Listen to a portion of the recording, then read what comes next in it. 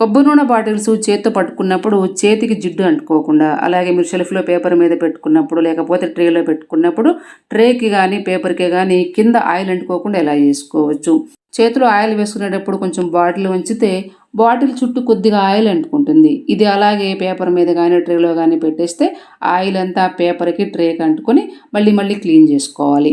ఈ ఇబ్బంది లేకుండా ఆయిల్ కొంచెం కూడా ట్రే మీద పేపర్ మీద అంటుకోకుండా ఉండాలంటే ఇలాంటి ఖాళీ బాక్సులు ఉంటాయి కదా, కొన్ని మెడిసిన్స్కి వస్తుంటాయి బాక్సులు, అవి తీసుకోవచ్చు. లేకపోతే ఏవైనా సరే మనం వాడుకునే ఆయిల్ బాటిల్కి కరెక్ట్గా సరిపోయే బాక్స్ తీసుకోవాలి. బాటిల్ లోపల పెట్టుకున్న టైట్గా కదలకుండా ఉండే బాక్స్ తీసుకుంటే బాగుంటుంది. బాక్స్ తీసుకొని కావాల్సిన సైజులో కట్ చేసుకోవాలి. బాటిల్ పొడవును బట్టి ఎంత పొడవు కావాలో అంత పొడవు కట్ చేసుకొని బాక్స్ లోపల బాటిల్ పెట్టేసుకొని ఇలాగే వాడుకోవచ్చు.